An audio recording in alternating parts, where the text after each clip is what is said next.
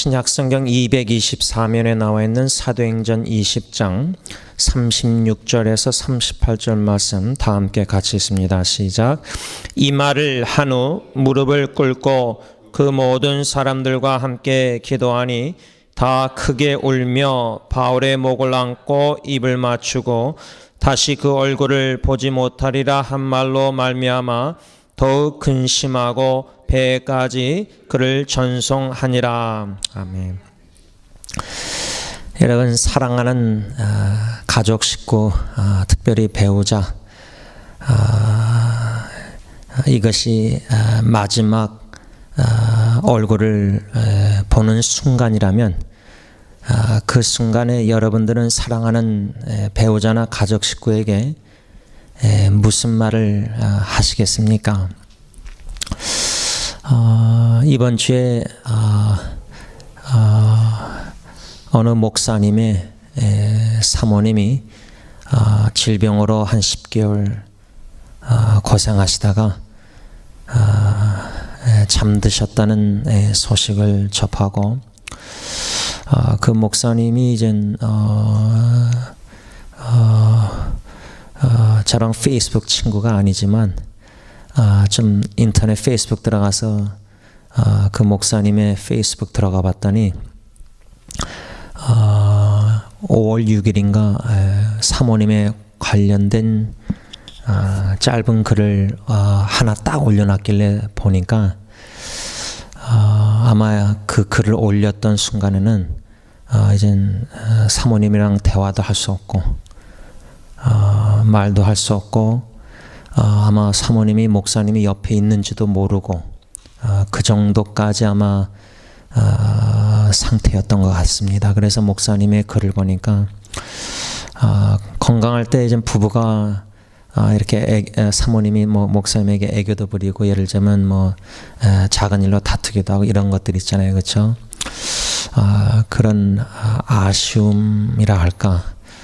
그런 글을 올려놓은 걸 보고 안 그래도 금년 초에 대학 동문 사모님 장례식에 참여했던 그 사모님과 그 남편 목사님과 그 두 아들, 딸, 자녀가 생각났고 또 몇 년 전에 웨스민스터 신학 동문 목사님 사모님 샘 빈슨 병원에 입원해 계실 때 방문했던 기억, 또 그 목사님 섬기셨던 교회에서 사모님이 아마 그 목양실에서 침대에 누워 계시다가 숨을 거두셨을 때 그때 동문들이 있었는데 벤차가 와가지고 이 시신을 그 배그에 넣어가지고 날라서 벤차 뒤에다 싣는 모습까지 다 본 기억이 납니다. 그때 목사님께서 사모님이 그렇게 시신을 실려가는 모습을 보시고 같이 쫓아나오시다가 교회에서 본당에서 주차장으로 옆으로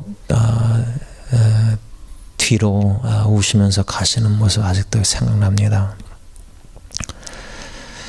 저는 이 소식을 접하고 이렇게 동문 목사님 사모님이나 또 대학 동문 사모님 그 두 사모님의 장례식을 죽음을 생각이 났습니다. 그러면서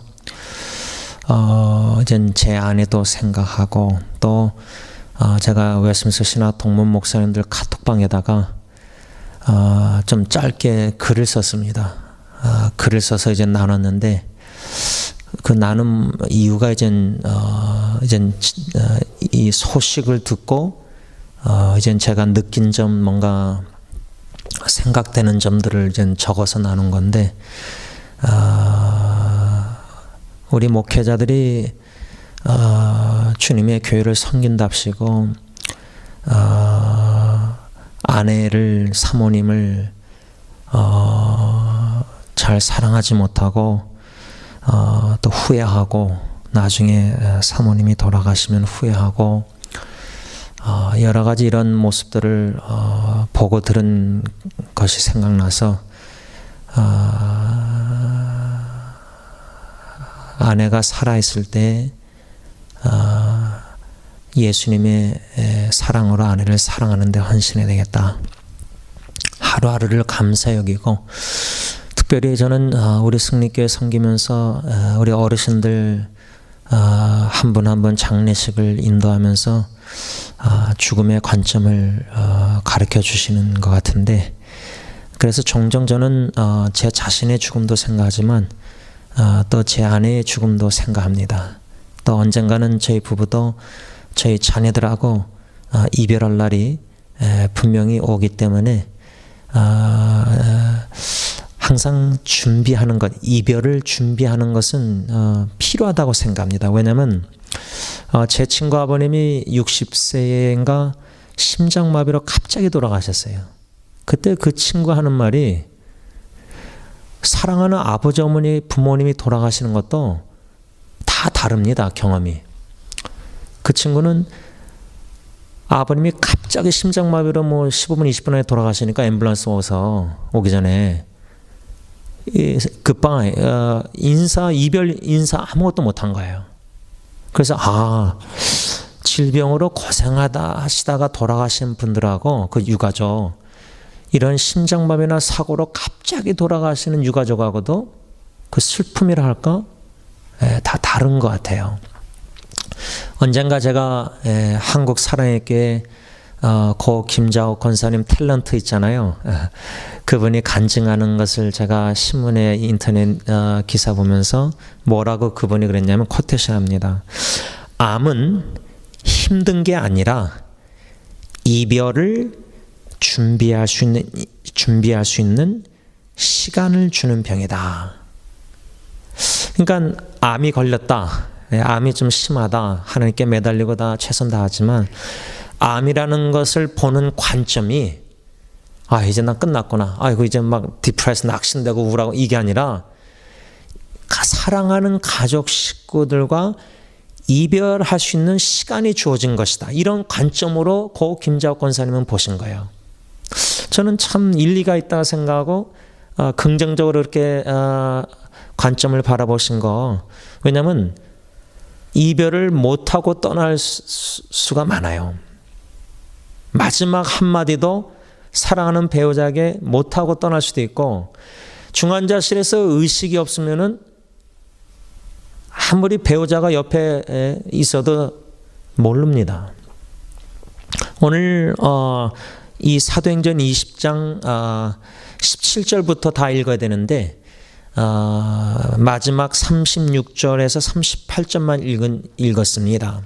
이 말씀 문맥의 내용은 사도 바울이 에베소 교회에서 3년 동안 사역을 잘 섬기다가 밀레도라는 곳에서 에베소 교회 장로님들을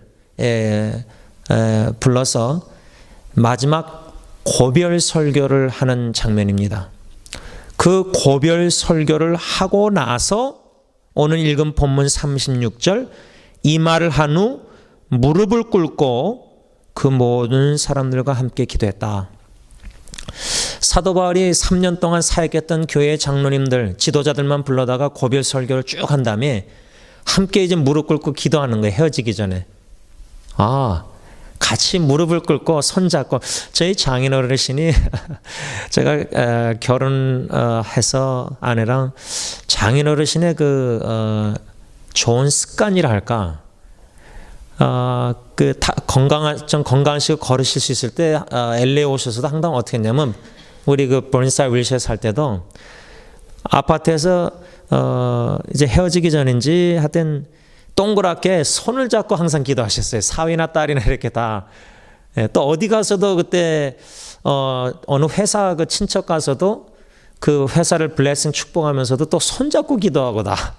그러니까 장인어르신은 항상 그렇게 손잡고 이렇게 다 동그랗게 서서 손잡고 기도하셨던 그게 제가 기억이 잊혀지지 않는데, 사도 바울이 에베소 교회 장로님들하고 이젠 헤어지기 전에, 이별하기 전에 무릎을 꿇고 그 모든 사람들과 함께 기도했다. 그랬을 때 37절, 다 크게 울며 바울의 목을 안고 입을 맞췄다. 여러분, 예수님을 믿는 에베소 교회 장로님들 분명히 성숙한 분들이었을 텐데 믿음이 성숙하든 성숙하지 못하든 사랑하는 사람과 이별하는 것은 슬픈 일입니다.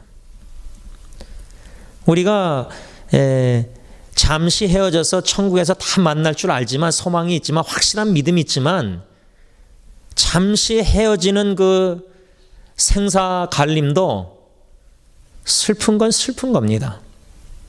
크게 우는 거 보세요, 이 에베소 교회 장로들. 그래서 바울의 목을 안고 입을 맞추고 38절, 다시 그 얼굴을 보지 못하리라 한 말로 말미암아 더욱 근심하고 배까지 그를 전송하니라.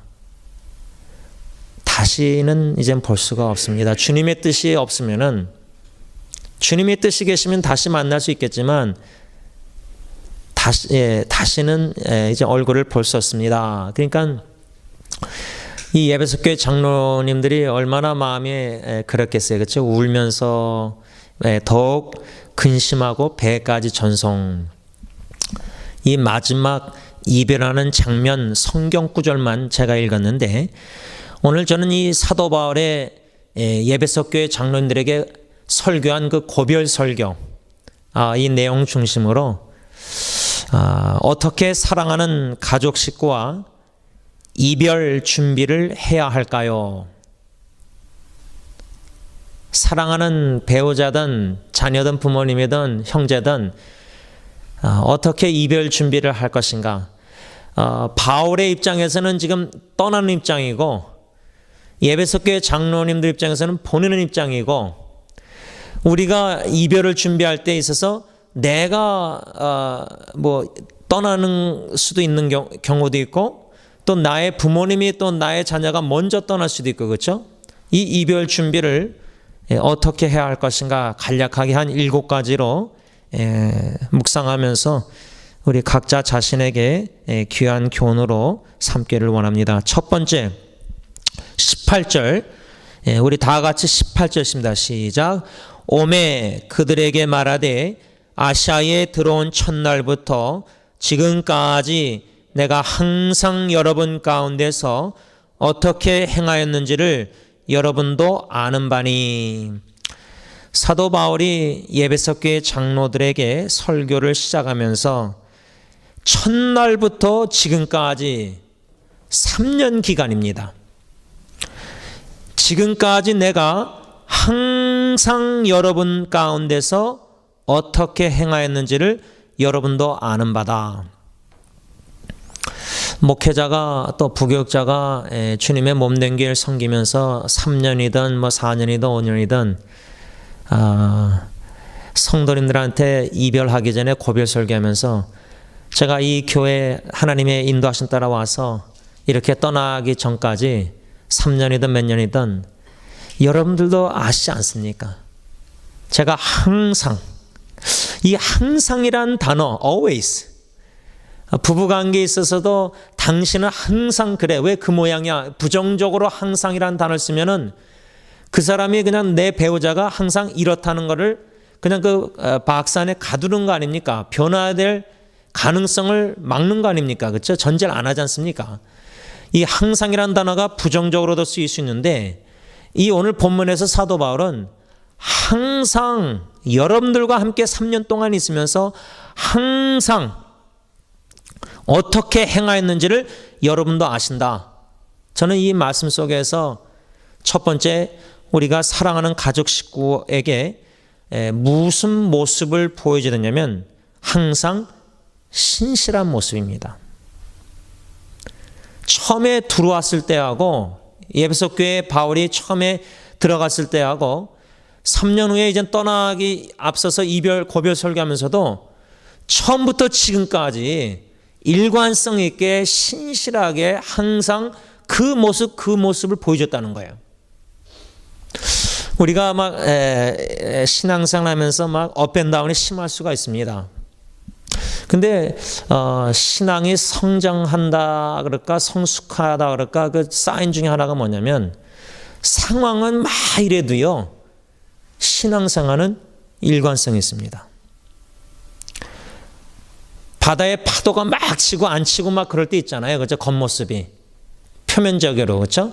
그러나 바다 밑에는 꾸준하게 신실하게 묵묵히 진주조개가 뭐 진주알을 만들듯이 그렇죠?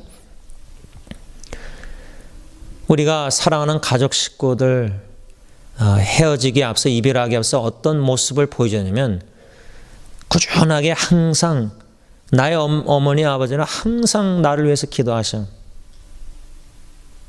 나의 어머니 아버지는 항상 저렇게 매일 밤 성경책을 읽으셔. 규칙적으로 꾸준하게 하던 대로 신앙생활을 꾸준히 하는 거예요. 묵묵히 신실하게 항상. 그런 신실한 모습을 뒷모습을 보여주고 떠나야 된다는 거예요.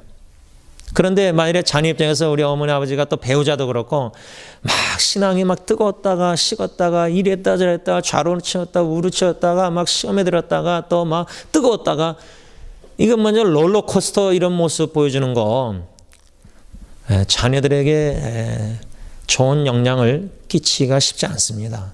사도 바울처럼 항상 처음부터 지금까지 여러분들도 아시다시피 항상 꾸준하게 신실하게 그 모습 그대로 그런 모습을 사랑하는 가족 식구들에게 보여주고 떠나야 된다 그 말입니다.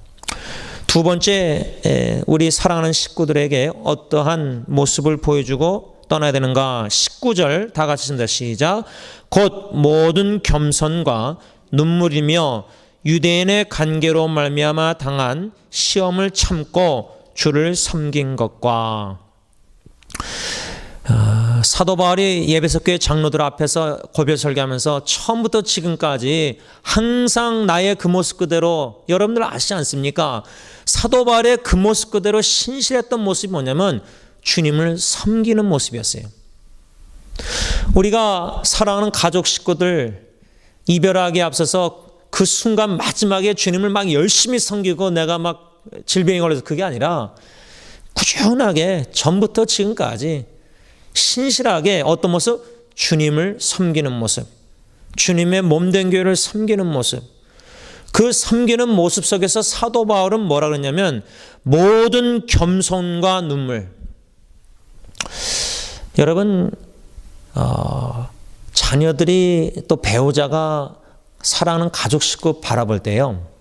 막 뜨겁게 열심히 막 교회를 섬기고 막 전도 선교 이런 것도 보겠지만 성품을 봅니다. 성품, 캐릭터. 집안에서 캐릭터를 봅니다. 성품. 교회에서는 와 저렇게 열심히 뭐 다 하는데 집안에서는 성품이 너무나 교회하고 다른 거예요. 교회에서는 막 믿음이 있어 보이는데 집에서는 막 우왕좌왕하고 교회에서는 막 거룩해 보이는데 집에서는 안 그렇고 그 성품 중에 중요한 거는 겸손함을 우리 가족 식구들에게 보여줘야 된다는 거예요. 그러니까 그거는 사랑하는 가족 식구들 앞에서 이전에 코람되어 하나님 앞에서 항상 자기 자아성찰 처소복종하면서 자기 하나님을 알아감으로 자기를 알아가면서 낮아지고 겸손한 모습. 그 겸손함 속에서 눈물로 주님의 몸된 교회를 섬기는 것. 그 눈물이 어떤 눈물이었을까? 사도 바울이 간절한 예배석 교회를 향한 간절한 기도의 눈물이 있지 않았을까? 기도로 섬기는 모습, 또 말씀을 가르치는 모습. 사도 바울이 예배석 교회에서 3년 동안 거하면서 그 교회나 주님을 섬기면서 교인들을 밤낮 쉬지 않고 3년이나 31절 보면요. 31절 다 같이 있습니다. 시작. 그러므로 여러분이 일깨어 내가 3년이나 밤낮 쉬지 않고 눈물로 각 사람을 훈계하던 것을 기억하라. 기도의 눈물도 있었겠지만 하나님의 말씀을 가리키면서 눈물로 훈계 가리키는 거예요. 그런 눈물은 그 가르치던 교훈은 말씀을 잘 기억 안 나는 것도 있겠지만 성령님이 물론 신비에 적어주는 말씀도 있겠지만 그 눈물은 사랑하는 가족 식구의 눈물은 잘 잊혀지지 않습니다. 그러니까 그것이 그 눈물이 뭐 힘들고 어려서 막 흘리는 눈물보다 진짜 나를 사랑해서 나에게 하나님의 말씀을 그렇게 가르쳐주고 싶고 기도의 눈물, 말씀의 눈물을 흘렸던 그 눈물.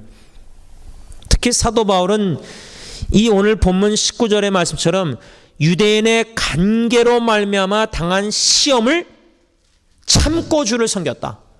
그러니까 가족 식구, 사랑하는 가족 식구하고 어떻게 이별을 해야 되느냐, 준비 어떻게 해야 되느냐, 어떤 모습을 보여야 되느냐, 주님을 섬기는 모습인데 어떻게 섬기느냐, 겸손, 눈물, 오래 참음.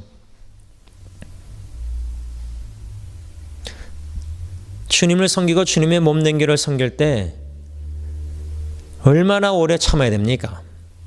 제가 아내하고 이제 결혼해서 어머님 댁 갔을 때 어머님이 이제 제 아내한테 참고 또 참아라. 목회자, 목사도 그러지만 사모님들이 사역하면서 남편 도와서 교인들 여러 가지 상황 속에서 인간관계에서 참을 일이 한두 개입니까?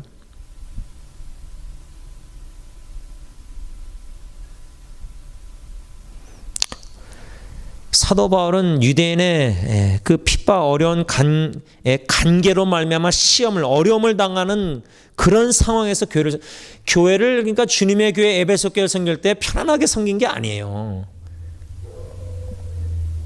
그런 어려운 역경이 있었는데도 불구하고 참고 섬긴 겁니다. 우리의 본능은 그런 어려움 피하죠. 편안하게 섬기길 좋아하죠. 그 편안하게 섬기면은 참을 일도 별로 없죠. 오래 참음도 인내심도 잃어버리죠. 어려움이 있습니다. 참 사람들 어렵습니다. 그러나 주님이 나에게 오래 참으시고 나에게 말씀과 지금도 나를 위해서 기도하시는 예수님처럼 그런 겸손한 마음으로 눈물로 오래 참음으로 주님의 교회를 주님을 섬기는 그러한 뒷모습을 가족 식구들에게 보여주다가 이별이 된다 그 말이에요. 세 번째로 어떻게 우리 사랑하는 가족 식구들 이별 준비를 해야 되는가? 20절 21절 다 했습니다. 시작. 유익한 것은 무엇이든지 공중 앞에서나 각 집에서나 꺼리낌이 없이 여러분에게 전하여 가르치고 유대인과 헬라인들에게 하나님께 대한 회개와 우리 주 예수 그리스도께 대한 믿음을 증언하는 것이라. 사도 바울이 에베소 교회를 섬기면서 어떻게 섬겼느냐 할 때 21절, 20절 보면 유익한 것, 그 에베소 교회 성도들에게 유익한 것은 공중 앞에서나 각 집에서나 꺼리낌이 없이 전하여 가르쳤다는 거예요. 제가 인터넷 사역하면서 참 하나님이 주시는 그 깨달음이라 할까, 고린도전서 13장의 사랑장이 뭐죠? 사랑은 자기 유익을 구하지 않는다. 인터넷 사역하다가 이런저런 사람들 주님 안에서 교제하다 보면 이런저런 일들이 예상치 않은 일들이 있을 수도 있고 그런 일로 인해서 마음이 서운할 수도 있고 좀 그럴 수도 있지만은 그런 게 내가 중요한 게 아니다. 그게 결론이에요. 결론은 하나님이 주시는 마음은 내가 중요한 게 아니라 나는 하나의 징검다리로 사람들이 나를 밟고서라도 주님께 가까이 나갈 수 있다면은 그런 즐거운 마음으로 작은 희생을 해야죠. 그러니까 결코 나의 유익을 위해서 이 사역을 하면 안 되고 주님이 만나게 하신, 접하게 하시는 이름도 얼굴도 어떤 사람 모르는 사람들, 그 한 영혼이 신앙 말씀 나누고 기도 상담하면서 그 영혼이 잘된, 범사에 잘 되는 거 신앙. 그 사람의 유익을 구해야 되겠다. 나는 뭐 기분 상할 수도 있고 섭섭할 수도 있죠. 그러나 내 감정, 그게 중요한 게 아니다는 거예요. 결론은 나라는 존재가 중요하지 않다는 거예요. 물론 하나님이 나를 귀하게 여기시고 그걸로 만족하면 돼요. 우리가 에베소 교회 사도 바울이 섬겼던 것처럼 목회자나 주님의 교회를 섬길 때 사람들에게 여러분들이 섭섭함을 당하고 어려움을 당하고 힘든 일 당하고 상처도 입을 수 있잖아요. 섬기는 분들이 오히려, 그렇죠? 섬김을 받는 자들에게, 그렇죠? 나의 유익을 구하지 말고 사랑은 그 사람의 유익을 구하는 거예요. 사도 바울은 에베소 교인들의 유익을 위해서 그들에게 유익한 거라면 공적인 자리나 집에서나 꺼리낌 없이 가르치고 전파했어요. 그 전파한 내용, 가르친 내용이 뭐죠? 21절, 하나님께 대한 회개, 우리 주 예수 그리스도에 대한 믿음, 회개와 믿음이었어요.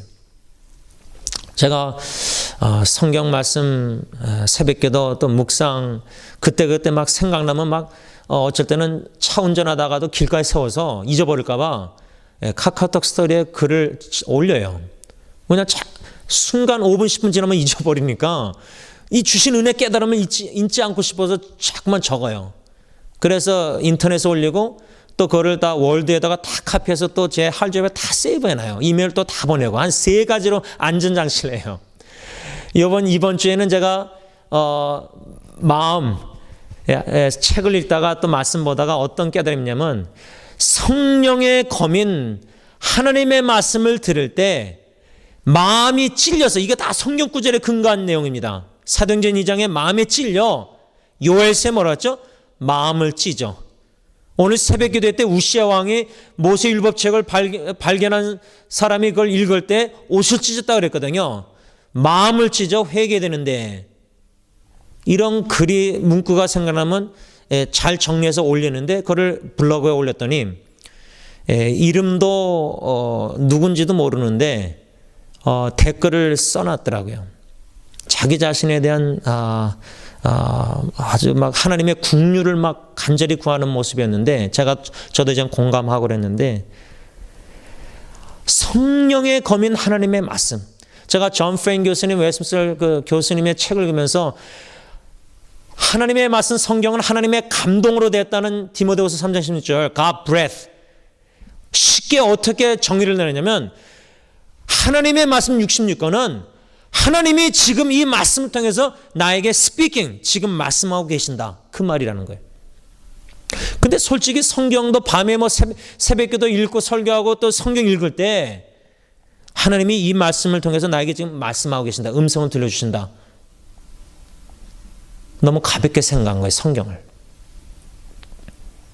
하나님의 감동으로 된 말씀, 하나님이 지금 66권 이 말씀을 통해서 나에게 지금 스피킹, 말씀하고 계시는데, 음성을 들으시는데, 그 음성이 성령의 검 칼처럼 양심을 찌를 때, 마음을 찌를 때 회개. 사도 바울이 주님의 교회 에베소 교회를 3년 동안 신실하게 울면서 겸손한 마음으로 참으면서 어려움 속에서 어떻게 생겼느냐, 유익한 것은 말씀 사역, 꺼리낌 없이 전파하고 가르쳤다는 거예요. 꺼리낌이 없이. 그러니까 결국은 말씀으로 하여금 부딪히는 거예요. 우리도 하나님의 말씀을 성령으로 찔리고 부딪히고, 그 받은 은혜, 찔린 그 은혜를 부딪힌 말씀을 또 전하면서 꺼리낌 없이 회개와 믿음을 전한 거예요. 하나님에 대한 회개와 그리스도에 대한 믿음을 전파한 거예요. 꺼리낌 없이. 이런 모습을 우리 자녀들에게 보여줘야 된다는 거예요. 우리 엄마 아빠는, 또 내 아내 내 남편은 참 주님의 몸된 길 섬기면서 어렵고 힘들었지만은 성도님들의 유익을 위해서 희생하시고 그 많은 눈물과 어려움 속에서도 오래 참으시면서 성도들의 신앙 성장, 그 믿음, 가정, 온 가정이 예수 믿고 회개하고 다 가정 복음 전파, 그걸 위해서 헌신적으로 희생하며 신실하게 섬겼던 모습. 사랑은 자기 유익을 구치 않는다 그랬는데, 나의 가족 식구 사랑하는, 이별하기 전에 나의 부모님은, 나의 배우자는, 나의 자녀는 진짜 남의 상대방의 유익을 구하면서 살았다. 이기적인 삶이 아니라 예수님의 사랑으로 한 영혼을 유익을 위해서 살았다. 말씀 전파 사역. 넷째로 어떠한 모습을 우리 자녀들, 배우자, 가족 식구들에게 이별하기 전까지 보여드느냐. 24절 다 같이 읽습니다. 시작. 내가 달려갈 길과 주 예수께 받은 사명, 곧 하나님의 은혜의 복음을 증언하는 일을 마치려 하면은 나의 생명조차 조금도 귀한 것으로 여기지 아니하노라. 사명의 이끌림을 받는 삶을 보여줘야 된다는 거예요. 근데 가족 식구에서 참 어려운 게 뭐냐면, 자기 연민도 있지만 가족 식구이기 때문에 이 인간의 감정이 많이 개입되다 보면은 사명에 불타올라서 헌신적으로 희생적으로 살아가는 가족 식구 볼 때 섭섭할 수도 있고, 육정으로 생각하면은 저렇게까지 꼭 교회를, 주님의 교회를 섬겨야 되는가, 주님을. 예를 들자면 우리 어르신들 원로 목사님 생각할 때 이제 은퇴하셨으니까 이제 더 고생하지 마시고 중국 땅에서 빨리 돌아가셔서 집에서 좀 계시면서 뭐 멕시코, 예를 들자면 우리 유정수 권사님도 전에 말씀하고 그러셨는데, 저희 장모님도 그러시고 다들 이제 사랑하시니까 그렇게 말씀하시는데, 사명의 이끌림을 받아서 주님 앞에 받은 사명이 있잖아요. 주님께. 사도 바울 은혜의 복음 증거하는 일에 자기 생명도 귀하게 여기지 않았잖아요. 그러니까 생명하고 복음 증거, 사명하고 무게를 잴 때 자기 생명은 조금 더 귀하게 여기지 않도록 제일 귀한 게 뭐죠? 주님께 받은 사명, 은혜, 복음 증거. 여기에 생명보다 더 귀하게 여겼다는 거예요. 그런 가치관. 그런 모습을 사랑하는 배우자, 가족 식구에게 보여주다가 사명에 이끌려서 사명을 감당하고 충성되이 섬기다가 떠난다, 이별한다. 저희 형의 그 장인 어르신 고 정상화 목사님, 충현성교회 섬기시다가 개척하시고 섬기시다가 은퇴하시다가 이제 병원에 들어가시기 전에 이제 맏아드님에게 신앙생활 잘 아마 하기를 마지막 말이 유언이 되신 것 같은데, 평생 주님을 섬기고 주님의 교회를 섬기시다가 돌아가셨어요. 그렇죠? 여러분들 부모님이, 아버지나 어머니가 평생 주님을 섬기다가 그 사명에 이끌려 살다가 떠났다면은 여러분들 마음에, 자녀의 마음에 얼마나 큰 영향을 끼칩니까? 우리 부모님이 사명에 이끌려서 주님을 위해서 헌신된, 사명감에 불타올라서 주님을 위해서 헌신적으로 희생적으로 살아가는 모습, 이런 모습을 자녀들에게 보여줘야 되는데, 그런 모습을 부모님이 못 보여주면은 자녀들에게는 그 이별이 과연 사도 바울과 에베소 교회 장로들의 이별처럼 될까 싶지 않습니다. 그러므로 우리가 사랑하는 가족 식구 어떻게 이별 준비해야 되냐 할 때 사명에 이끌림을 받는 삶 보여줘야 돼요.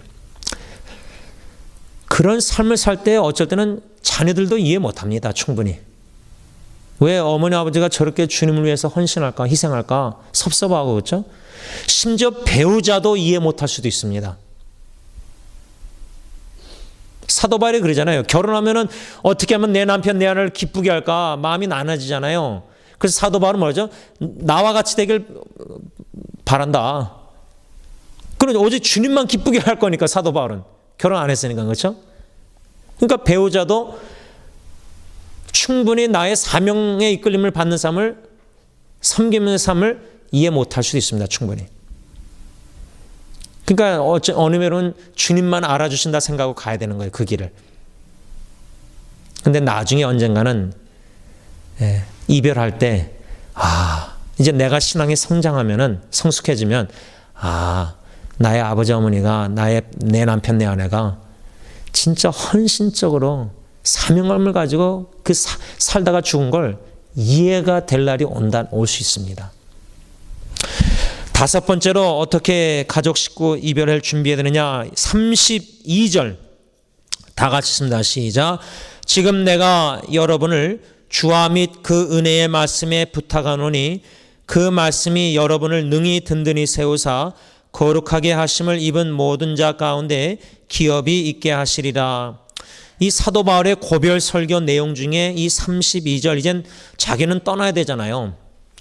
바울은 이제 떠나야 되고 이별해야 되고, 또 에베소 교회 이젠 거짓 교사, 거짓 가르침 침투할 줄 사도 바울은 예상했어요.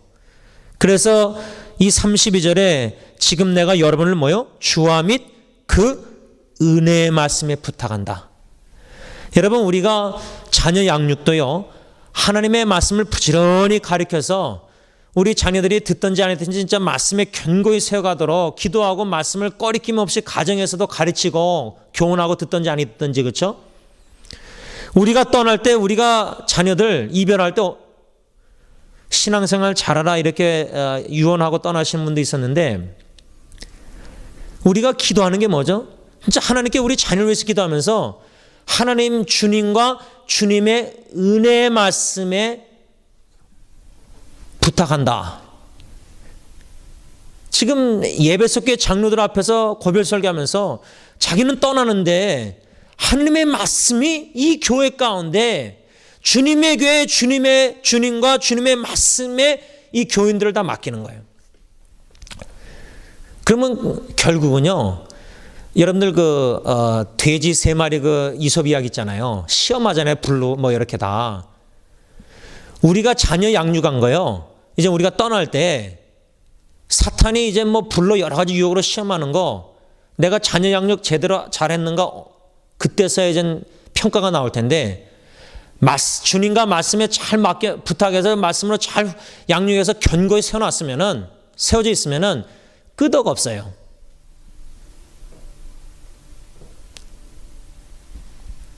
그렇게 준비하고 우리가 떠나야 됩니다. 이런저런 자녀들에게 공부해라, 이거 하라, 할 말이 많겠지만, 제일 중요한 하나님의 말씀에 주님과 주님의 은혜의 말씀에 자녀를 맡겨야 돼요. 부탁해야 돼요. 그 말씀에 견고히 세워놔야 돼요. 하나님의 은혜의 말씀에 맡기는 삶을 살다가 우리가 이별해야 된다, 그 말입니다. 6번째, 이제 2개 더 남았습니다. 어떻게 사랑하는 가족 식구들과 이별 준비를 잘할까? 33절, 34절 다 읽습니다. 시작. 내가 아무의 은이나 금이나 의복을 탐하지 아니하였고 여러분이 아는 바와 같이 이 손으로 나와 내 동행들이 쓰는 것을 충당하여. 여러분, 부모님이 이제 장례식에 아버지든 어머니든 돌아가셨을 때, 자녀들이나 다 참여했을 때, 야, 우리 엄마는 돈밖에 몰랐어. 유언을 하고 떠날 때에 부모가 사업하는 자식에게 돈 많이 벌어. 여러분, 유언을 하는 거 보면은 그 분의 신앙생활이 어떠한지를 좀 약간은 분별이 될 수 있을 것 같아요. 고 정상 목사님처럼 아드님에게 신앙생활 잘 하라, 천국에서 만나자, 예를 들자면 그랬다면은 우선순위가 신앙이에요. 근데 부모가 떠나기 전에 자녀에게 너 돈 많이 벌고 집도 사고 자녀 이렇게 유언하고 떠난다는 거, 이거 좀 심각하게 생각해야 돼요. 그만큼 인생을 살아온 마지막 유언을 한마디가 자녀가 볼 때는, 야, 우리 엄마 아빠는 진짜 돈밖에 모르고 살다가 죽는구나, 이거하고, 야, 우리 아버지 어머니는 진짜 예수님 사랑하고 신앙 진짜 우선순위로 먼저 그의 나라. 지금 사도 바울은요, 탐심, 이별 고별성 하면서 예배석교회 3년인 동안 탐심의 모습을 보이지 않고 열심히 일하는 모습을 보여준 걸 지금 상기시키는 거예요. 자기의 권리가 있었어요. 내가 사도로서 권리가 있는데 권리를 주장 안 했어요. 자기 유익을 구하지 않았으니까. 교회 유익을 구했으니까, 성도들의.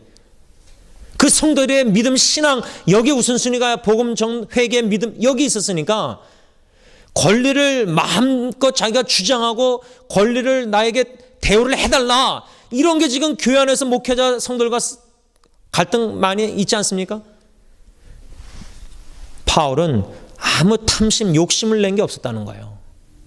목회자가 탐심 부릴 수 있거든요, 욕심은요. 그게 물질만 아니라 여러모로 부릴 수 있잖아요, 교회 안에서. 그런 모습을 성도들에게 안 보여준 거예요. 우리가 배우자나 가족 식구에게 욕심, 탐심 부리는 모습을 보여주는 거, 이게 추한 겁니다. 추한 거예요. 아주 추한 겁니다. 그런 모습 보이지 말고, 사도 바울은 자비선교, 자기가 열심히 텐트 메이커 일하면서 자기가 선교사역 충당했잖아요. 이런 열심히 부지런히 일하는 모습을 보여줬다는 거예요. 일하는데, 주님의 일을 섬기고 하는데 은퇴가 어디 있습니까? 공식적으로 조직에서 은퇴했지만 평생 주님을 위해서 일하는 거 아닙니까? 제가 김동희 선생님 작년에 돌아가시면 그분이 우리 어르신들 성경 공부 인도하는 거 구역이나 나중에 막 힘들어 하셔서 저한테 못하겠습니다 여러 번 그랬어요. 근데 제가 김동현 그랬어요. 지사님 하실 수 있을 때 하십시오. 힘 닿는 데까지 하십시오. 섬길 수 있을 때 계속 끝까지 섬겨야 됩니다. 이만하면 이제 내가 그만 섬겨야 되겠지, 주님의 교회. 주님이 우리를 섬기심의 끝이 어디 있습니까? 우리가 주님의 교회를 섬김에 공식적으로 은퇴가 있고 다 있지만은 교회에서 주님 부르시는 그날까지 힘 다하는 데까지 섬기는 겁니다. 그게 축복입니다. 그게 은혜입니다. 그런 모습, 탐심을 보이지 않고 열심히 일하는 모습을 보여준다는 거예요. 마지막 7번째 35절 다 읽습니다. 시작. 범사에 여러분에게 모본을 보여준 바와 같이 수고하여 약한 사람들을 돕고 또 주 예수께서 친히 말씀하신 바 주는 것이 받는 것보다 복이 있다 하심을 기억할지니라. 여러분, 자녀들이 부모하고 교회 같이 다닐 때요, 자녀들이 알 건 다 알아요. 야, 우리 아버지 어머니는 뭐 건사회, 뭐 장로회, 안식사 해가지고 그냥 교회 그래도 좀 힘 있는 사람들하고 어울리면서 봉사나 안 하고 그냥 뭐 재직회 때 그냥 말이나 그냥 비판이나 하면서 그냥 사도 바울은 여기 35절에 약한 사람을 돕고 약자 편의 세대지 않습니까? 힘 있는 사람, 교회에서 힘 있게 보이는 사람하고 어울리면서 그냥 떵떵거리고 자기 권리나 뭐 주장하고 그냥 이런 모습을 어른들이 보여줄 때 그 자녀가 같이 교회 다니는 자녀들이 그 부모에게 뭘 배우겠습니까? 교회 안에서 사역을. 겸손히 섬기는 모습, 그런 부모님의 모습을 봐야 되는데 교만하게 거만하게 교회 안에서 자기 권리나 주장하고 피우면서 사도 바울은 에베소 교회 3년 있으면서 모본을 보였습니다. 연약한 약한 자를 돕고 수고했습니다. 결론을 맺습니다. 여러분, 죽음에 대한 설교를 듣기가 성도님들이 힘들고 어렵고 거북하고 또 두렵고 또 심지어 준비가 안 된 분들이 많습니다. 주님 만날 준비가 안 된 거예요. 그 전에 주님 만날 준비는 둘째치고 죽을 준비가 안 된 분들이 너무 많아요.